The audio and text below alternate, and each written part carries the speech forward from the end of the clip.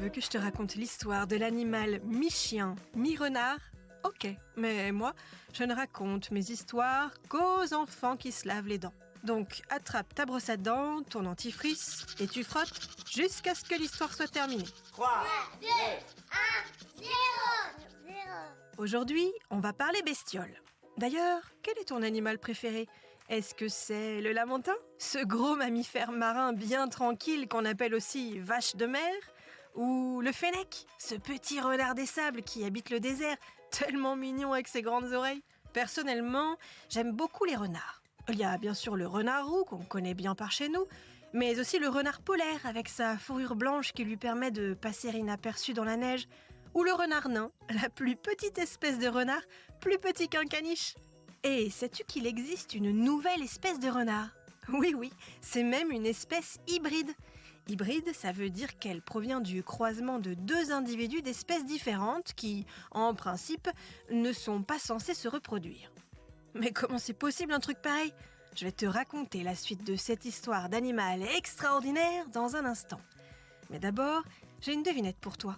Est-ce que tu sais que nous, humains, avons des dents qui ne nous servent pas? Oui, c'est vrai, ce sont les dents de sagesse. C'est le nom qu'on donne à la troisième molaire qui sort chez certaines personnes à l'âge adulte. Mais chez d'autres, ces dents de sagesse ne poussent jamais. Et comme ces dents ne nous servent à rien et prennent même trop de place dans la bouche, eh bien souvent, on les enlève carrément. Pour en revenir à notre animal hybride, il a été découvert au Brésil. Il s'agit d'une petite femelle qui ressemble à un chien et à un renard en même temps. Normal, puisque sa mère est une renarde de la Pampa et son père un chien domestique. En principe, chiens et renards ne sont pas censés se reproduire ensemble. C'est comme un cochon qui ferait des petits avec une vache ou un mouton avec une poule. C'est impossible.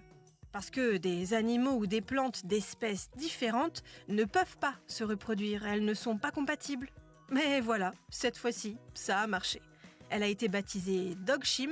Dog veut dire chien en anglais et Chim renvoie au nom portugais du renard de la Pampa. Mais c'est une exception. Cette petite femelle est la seule de son espèce mi-chien mi-renard.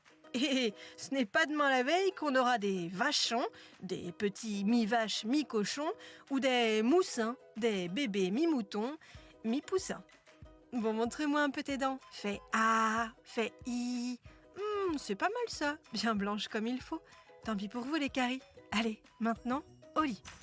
Je vais pas aller me coucher. Retrouvez les épisodes des Dents et Dodo sur le site et l'application BFM TV et sur toutes les plateformes de streaming. Si cet épisode vous a plu, n'hésitez pas à lui donner une note, à vous abonner à la playlist et surtout à en parler autour de vous. C'est un podcast BFM TV.